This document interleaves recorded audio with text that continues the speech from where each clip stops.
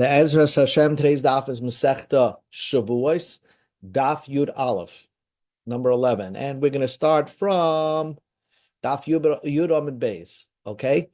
Daf Yud Amud Beis about, I think 11 lines from the bottom. Amar Ula, Amar Rabbi Yochanan. We'll make it nice and big. Okay.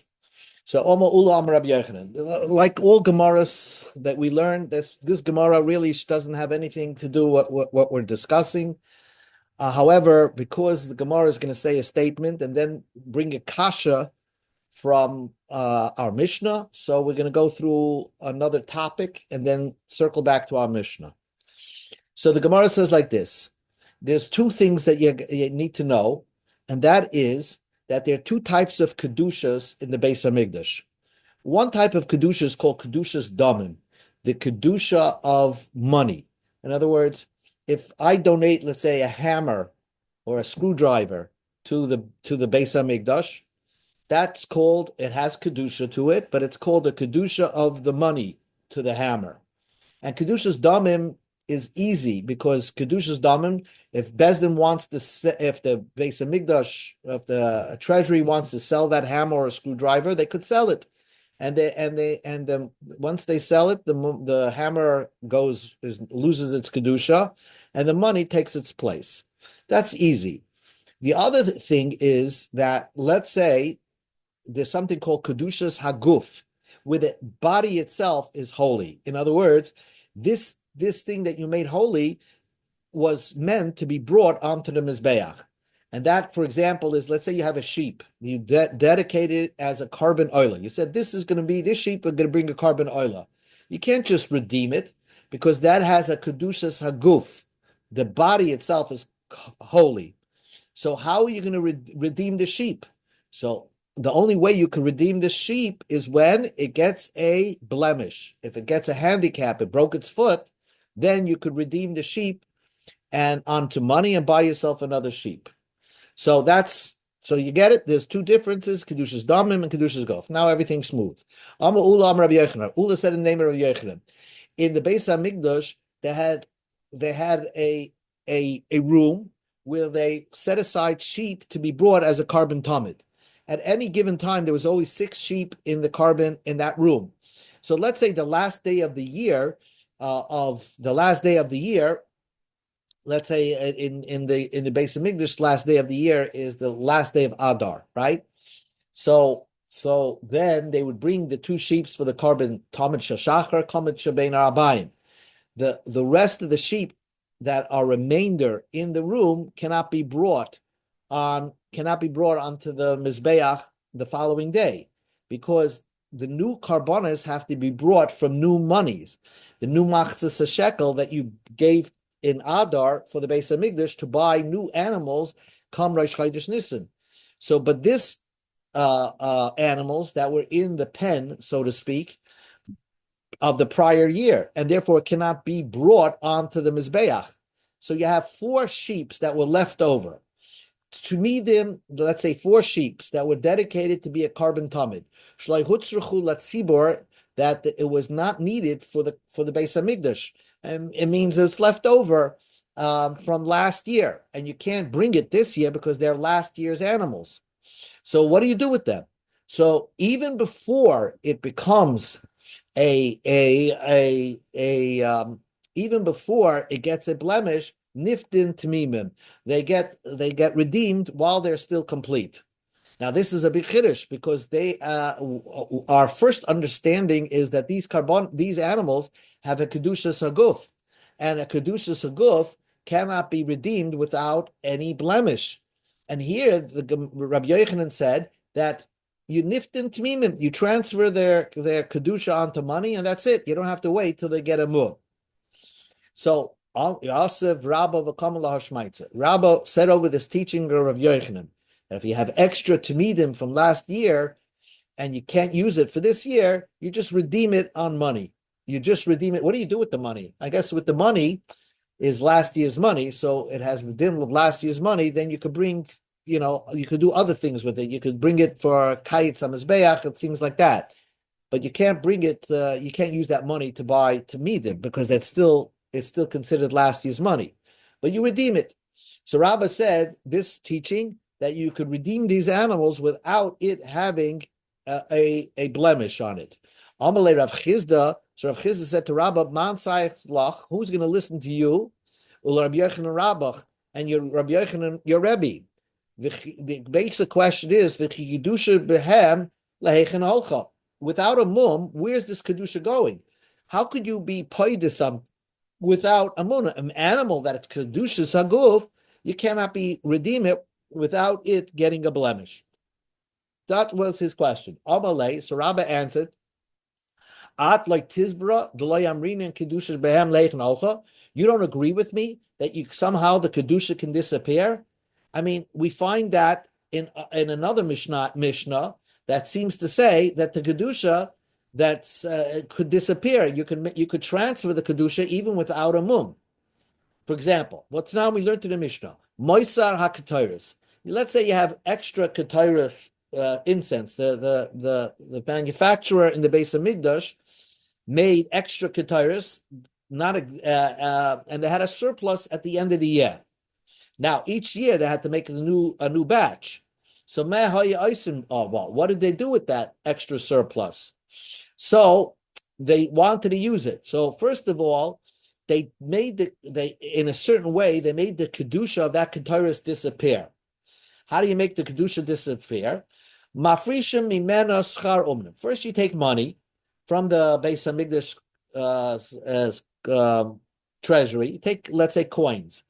You have workers to pay, right? The workers let's say the workers that are making the ketairis. You have to pay them. So you take that money and you set it aside that you're going to pay the workers with that money. So now you have the money in your hand. That money is chulin, because that money, wages, the salaries that are paid in the Beis Hamikdash are chulin money. They become chulin. So now you have chulin money.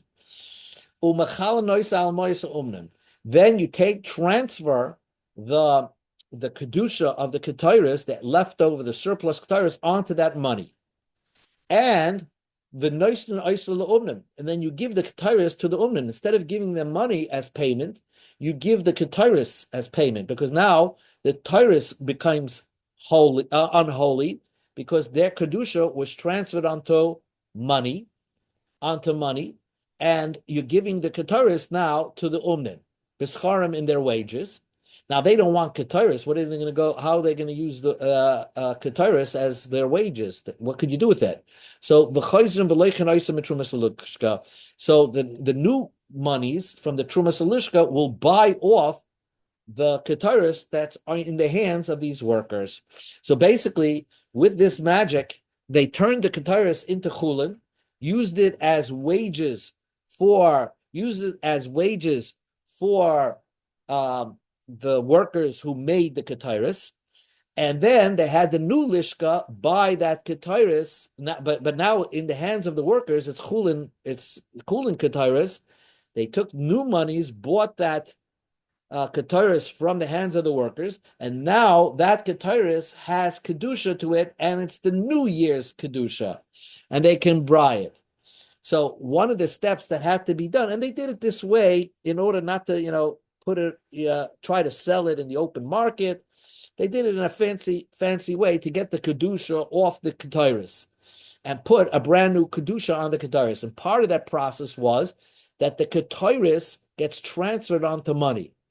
But a ketairis, where to go? How could you transfer something that's kedushas haguf onto money? Va'amai, because ketairis is brought on the mizbeach. Va'amai. Name a kedusha's behan leichan olcha. How did you make that work? The ketairis is something that's brought onto the mizbeach. You pour it onto the mizbeach hapnimi, and now you're telling me I could say to this ketairis, "You're no more holy. I'm going to transfer your kedusha onto money, without a mum or anything like that." How does that work? So the Gemara's understanding is only because the ketairis is kedusha sagof. So how does that work? Amalei. So Rabbah. So he answered back. So this is Rabbah answered to Rav Chizda. Ketairis ka'amrit. Ketairis, you're bringing me Mariah from Ketairis. Shani Ketairis. Ketairis is not that way. You go to Amud Aleph. The kedusha's damimhu. It's not really a kedusha saguf. It's not like an animal that's brought onto the mizbeach.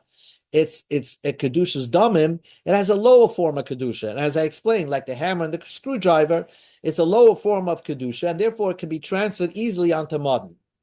So Frag the Gemara. So now the Gemara wants to challenge that and say, you're telling me that Keteris is only a Kedushas Damim, a lower form of Kedusha. El Miata, let us see. Loiti possible Tvul Yoim. If a Tvul Yoim, a guy who was Tame, went to the mikvah, but the sun didn't set on him. So he has a din like a tar, but he's Tame. So he's really should be tar, but we consider him Tame with anything that has a higher level of Kedusha. That if he touches it, that will become Tame, even though he went to the mikvah. We have to wait till sunset. But anyway, he's a Tful Yom, and the sun didn't set on him. So if Keteris was a Kedushas Damim, then why would it become Tame if a Tful Yom would touches it?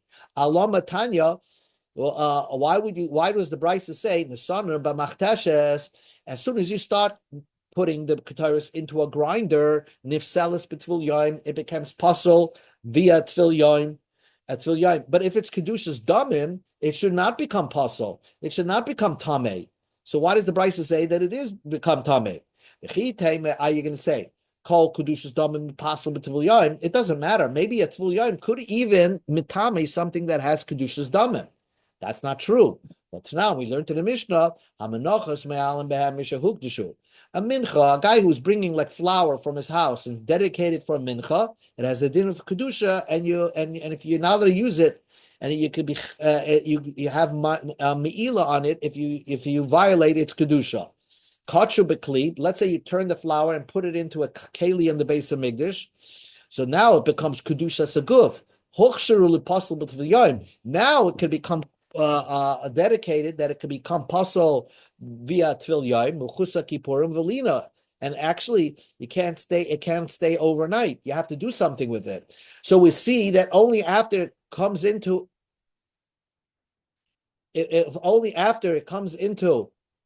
a keli, does it become a kedusha saguf.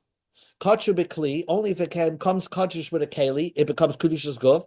Loi kachu b'kli, loi, it's not a kedushas guf.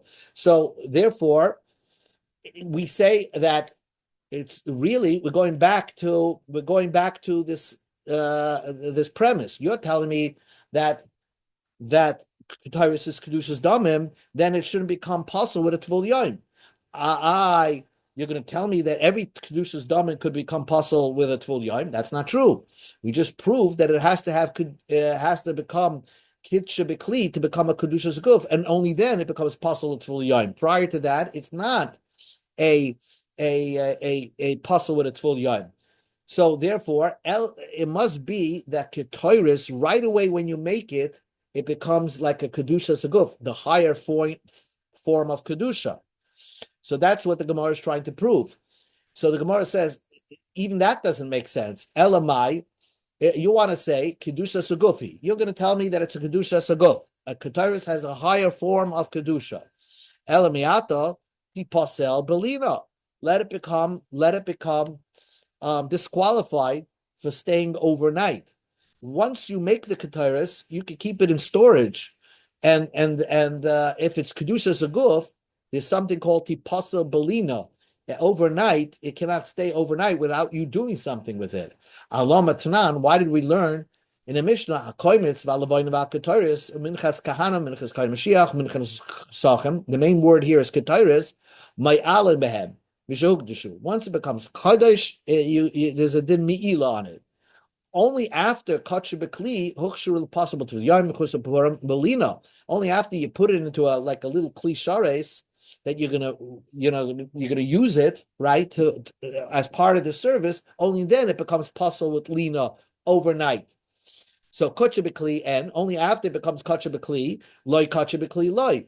If you didn't because it with a keli, it doesn't become possible with lina. So in other words, prior to you, just by making it, we're trying to say it's not a kedusha saguf, because if it was a kedusha saguf, right away when you make it, it should become possible with lina. So the Gemara says, really, it is kedusha saguf, but right away we don't say it becomes possible with lina, because amalei lina ka'amrit, Lina is not a problem with Kataris generally. Shani Kataris, Hoyel V'tzurasa B'chol Hashana Kula, it's saying Lina is something that changes its form overnight. It could change its form, but the Kataris is just a powder. So you could leave it there forever, so it never really becomes possibilina. But once you put it into a keli, we made a gzeira that it should be possibilina. But generally, Kataris, it's kedushas haguf, but it doesn't become possible with lina. Okay, so where are we at? And let's review. We're just trying to say that the Kataris had a very high form of kedusha, and yet the Mishnah says that if you have extra Kataris, let's say you made it for this year, and it's a surplus, you could just transfer the kedusha easily onto money. That's what the Mishnah says. How do you do that? Normally, a kedusha saguf, let's say an animal, in order to transfer the kedusha, it has to have a mum. So you can't just say, "Oh, the kedusha just disappeared and goes this way." It has to have like a mum. And so, how did it work by the Kataris that you transfer the kedusha onto the money? How did it work over there? That's the question. Makol makam kasha. The question is, where did the kedusha go? And this brings us back to the original topic we discussed. You have a bunch of karbonos, extra tomids, right, that were dedicated for tomids, and the Mishnah says, just transfer it onto money. Without a mum, Rabbi Yochanan said you transferred it onto money, but it's kedushas aguf. So the Gemara rejects, and says like this, Amar Rabba said, Leiv bezdin masna leim, im hutzruchu, vim lav yilad. There's a funny thing, that bezdin, when they are dedicating this to be used as a carbon, or used as kataris, they make a condition. And the condition is, the heart of Bezdin makes a condition, that if it's going to be used, then it has a kedushas aguf. And if it's not going to be used, it has kedushas damim. So it's always up in the air. So going back to the karbonos of the tamid, if it was used, then it had a kedushas aguf. But if it just remained in the pen, it has a kedushas damim. It's like a hammer or a screwdriver, which you can easily transfer onto money. And same thing with ketairis. If it's used, then it's kedushas aguf. If it turns out that this was the surplus of ketairis for the year, then it has a kedushas damim, which it could easily be transferred onto money. Amalei Abaya said, "Well, Mardu the Amar," but you said, Rabbah, that higdezachal the damim. If you make an animal, let's say a ram. Zachar is a ram. Ledamav, even if you say, "Oh, I want to make it holy for just kedushas adamim, kaddish kedushas aguf," it automatically becomes kedushas aguf. Since the animal could be brought onto the mizbeach, there's no such a thing of saying, "I'm dedicating an animal for kedushas damim." You could dedicate a hammer or a screwdriver as kedushas damim because they can even be brought as a carbon. But once you magdish a carbon, it automatically gets kedushas aguf, even if you say it's kedushas damim. So the question is, how could you say that these animals that were in the pen that have a kedushas damim, since technically and they could have been brought as a carbon, they should always automatically have a kedushas aguf? Answers the Gemara like kasha. It's not difficult. If you're saying that you're magdish an animal that for kedushas damim. In other words, you said, I magdish this animal so that I can sell it and bring another animal as a carbon oila. Then it doesn't work because this animal can be brought as a carbon oila. So then we say, if you say kedushas damim, it will automatically become a kedushas guf. But if you say a magdish an animal to use it as wine libations or wine libations on the mizbeach, well, an animal is not wine. So then, for sure, it could be kedushas damim.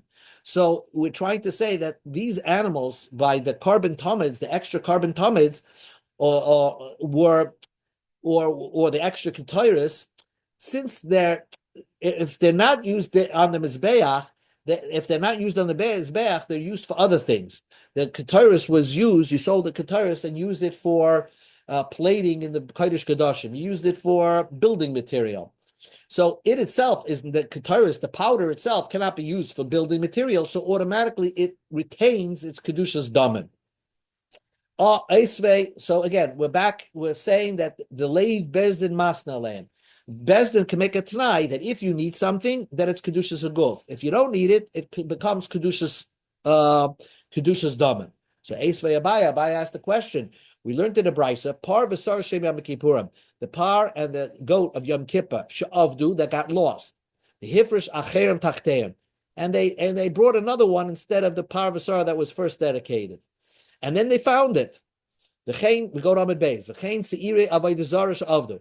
A goat that was supposed to be brought for Avodah Zarah because the Tzibur did Avodah Zarah, they got lost. And you mafresh others to take its place. Rabbi Yehuda says if you find the first ones that were lost, you just lock them up in a pen and you let them starve to death.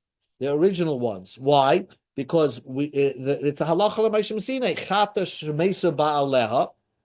If the chatas, let's say a person dedicated a carbon chatas and then died, so what do you do with that carbon chatas? So you just put it in a pen and let it starve to death. Well, here it's the same idea. You instead of the tzibur lost its carbon chatas and you brought in a replacement. If you find the original, put them into a pen and lock the door and let it starve to death. That's the opinion of Rabbi Yehuda. Rabbi Lazar, Rabbi Shimon, I remember Rabbi Lazar says, Yiru achi stava yemach. He says, no, you could still use it. Just make sure it gets a mum, then sell it and sell it. And with the money that you get from selling it, then you buy donations. You make a carbon as a donation, carbon oil, so something like that. She'ein chatas tzibur mesa. You don't have to kill a chatas tzibur. In other words, you could still use it by selling it, by making sure it has a mum, and then selling it and using it, the money for an adava. So for an oil or something like that. So the Gemara says, but Reb Shimon says you have to make sure it gets a blemish. Va'amai, let us say the same thing. Lema, let us say, leiv mezdin masna leim, that Bezdin makes a condition that if it's going to be used, when you first dedicated the first par of Yom Kippurim, you said if it's going to be used, then it has kedushas guf. If it's not going to be used, it's kedushas damim, and kedushas damim doesn't need a mum to transfer the kedusha. So why did Rab Shimon say you have to wait till it gets a mum? Answers the Gemara, avudin kam amret. You're talking about a parvasaya of Yom Kippur that was lost. And therefore you want to say, leit bez the masna leim, shani avudim, something that's lost, it's not a common case.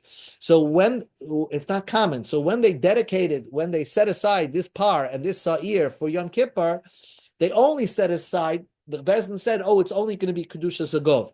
They don't even think about that there's a possibility that it's going to get lost and they're going to use a replacement. And because of that, it always retains its Kedushas Agov.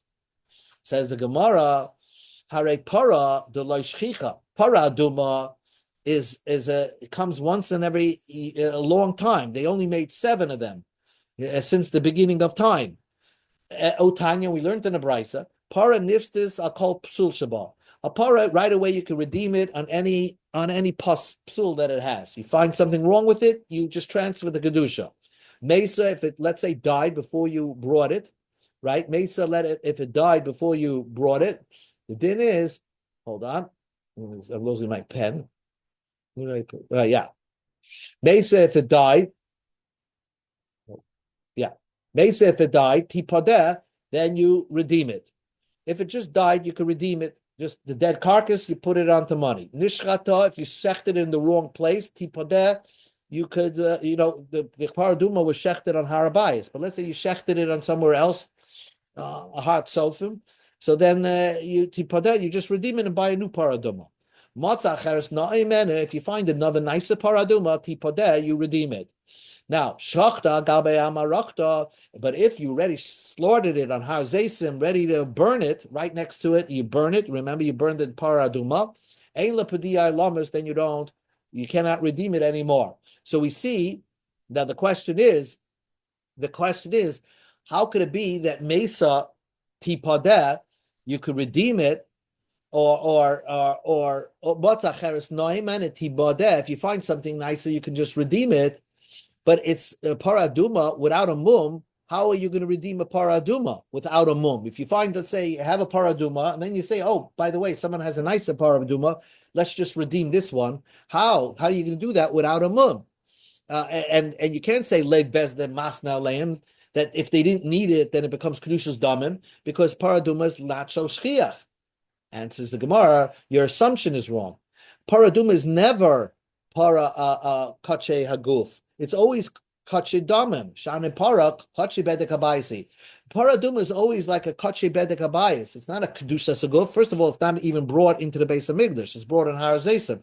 So it's like that hammer and screwdriver, which could always be redeemed, even without a mud. So the Gemara says, Ihachi Mesa, if it's kache bedek habayis, let's just explain one thing. There's an opinion that kache bedek habayis, you have to be able to stand it up and make the appraisal of what it is.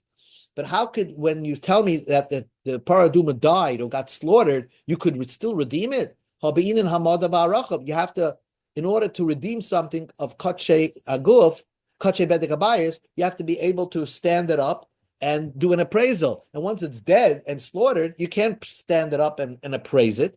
And says the Gemara, Hamani, Brisa goes according to Reb Shimon, the Hama kache mizbeach, hoye b'chlal hamad v'aracha, only kache mizbeach you do hamad v'aracha. Kache bedek habayis, lo hoye b'chlal hamad v'aracha. Kache bedek habayis, you could just look at the floor at a dead animal and make a pidyon. You don't have to stand it up. That's the Brisa goes according to Reb Shimon. So that's why once the paraduma just died suddenly, you could easily be paided. Says the Gemara, Reb Shimon, aim a seifa. If you want to say the Brisa goes according to Reb Shimon, then the seifa doesn't make sense, because in the end of the Brisa it says that right on Har Zesim, when you're shechting the paraduma, right, if you're right there and you slaughtered it, then you can't be paided anymore. It's too late. It's a paraduma, right by the fire there. But according to Reb Shimon, you could always be paided, even if it's right by the fire. How do you know that? Because the Brisa says, "Shachta gabe perechte ein lepediyo lamas." The Brisa, our Brisa says, if you shecht it right by the fire, there's no redemption at all. But Tanya, we learned in the Brisa, Reb Shimon oimer a paraduma oichlin hoy v'hoysul shasa kosher. A paraduma could become contaminated with tumas oichlin. That as normally a food that's asabana cannot be mekabel tuma. So on the first thing you would say that paraduma cannot be mekabel tuma, tumas oichlin, if a sheretz falls on it, because it's asabana. But Reb Shimon says it could always be mekabel tumas oichlin, because who says you're going to use this paraduma? You could always redeem it. And the Amr Rav Shlakish said, Rav Shimon, and here's the point: Para niftis al gabe rechta. Paras could always be redeemed. If it could always be redeemed, potentially this is not a paraduma. That's why it's not for sure asabana. So according to Rav Shimon, it could become bekabel tuma tumasaycha. The point is that Rav Shimon was the one that said para could be redeemed even right by the fire. So how could you say this brisa goes according to Reb Shimon? This brisa clearly says shachta al gabe marachta ein lo pediya ilamas. You can never redeem it. So the Gemara says, okay, we have to come back to the new point. Really, it's not shchiach. Really, paraduma is kedushas aguf. It's not shchiach, but they gave it, the bezdin was masna aleim, that it should only have kedushas damim.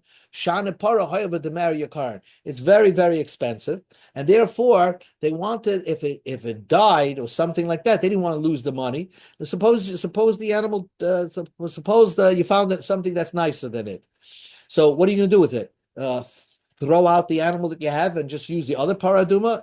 You spent a lot of money with it. So even though it's not so common, leiv bezdin masna aleim, and that you could always redeem it. One last piece, half a minute. Amamar, we learned before, Mesa Tibadeh, if you died, you redeem it. If your paraduma died right there on the floor, you redeem it. What are you going to do? Redeem this dead red cow to give it to eat to dogs? I mean, what are people going to do with it? No, really, you're going to bury it, but mishum oira, you can keep the skin of the animal. So the kaim bezdin umasta adaita da'ira, does the bezdin Bezdin make such a condition in order to save the hide. You could slaughter a whole camel just for the ear. Sometimes the hide of this cow is worth a lot. It's worth to throw out the whole animal just to have the hide. That's why even if it died and the animal is worthless, but you can still redeem it because there's something to be used of the animal. The hides are still always going to be worth something. You can make shoes from it. So therefore, it could be redeemed. Okay, we'll stop over here.